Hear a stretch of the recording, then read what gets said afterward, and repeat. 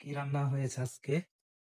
ভর্তা ভর্তা কলা ভর্তা কাঁচকলা ভর্তা জাল হয় না ফিসকে গাইস, কলা ভর্তা আপনারা কে কে বেশি পছন্দ করেন? দেখেন, একদম অথেন্টিক যদি কোনো সবজি থাকে বা খাবার থাকে সেটা হচ্ছে কাঁচকলা, তাই না? আর কাঁচকলা আমার কাছে খুব পছন্দ। কাঁচকলা তরকারি ভর্তা আমার কাছে এত মজা লাগে, বিশ্বাস করেন। একটা সময় যখন ছোট ছিলাম, হাই স্কুলে পড়তাম, তখন আমার মা যখন কলা ভর্তা করতো বা কলা দিয়ে তরকারি রান্না করতো, এই কলা দেখে এত বিরক্ত লাগতো, বুঝছেন?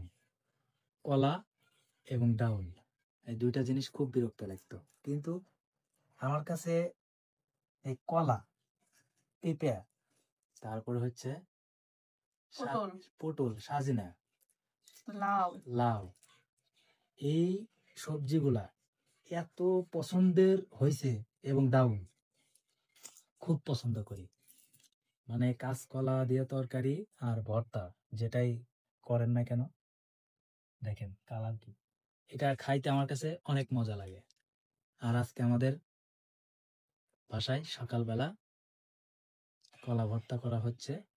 ভর্তা কলা ভর্তা দিয়ে খাবার খাবো, কারণ কারণ গরিব মানুষ তো আমরা। তারপরে মাছ খাওয়া যাবে না, তারপরে হচ্ছে মাছ খাচ্ছি না কয়েকদিন হলো, অসুস্থতার কারণে। একটা মানে অসুস্থতার কারণে, এই জন্য একটু বেঁচে চলতেছি। আর এই হচ্ছে ভাতের ডিশ, দেখতেই পাচ্ছেন আমাদের টোনাটুনির সংসার। ঠিক আছে, লবণ দেখো, আমি তো দেখলাম। দাও একটু দাও, লবণ টেস্ট করি, দাও। Oh my God!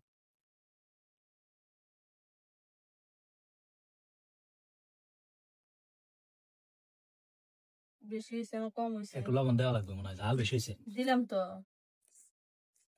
আরো দিলে গো। হ্যাঁ, একটু দাও। এই যে হুম, চলবো। আরে দেওয়া লাগতো, আচ্ছা। চলবে এখন। ঝাল বেশি হয়েছে তো, এত ঝাল খাই না তো আমি।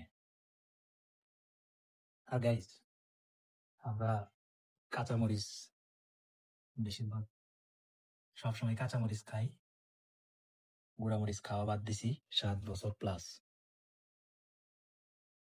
গুঁড়ামরিচ খাইলে অনেক সমস্যা, যার কারণে গুঁড়ামরিচ একেবারেই খাওয়া বাদ দিছি।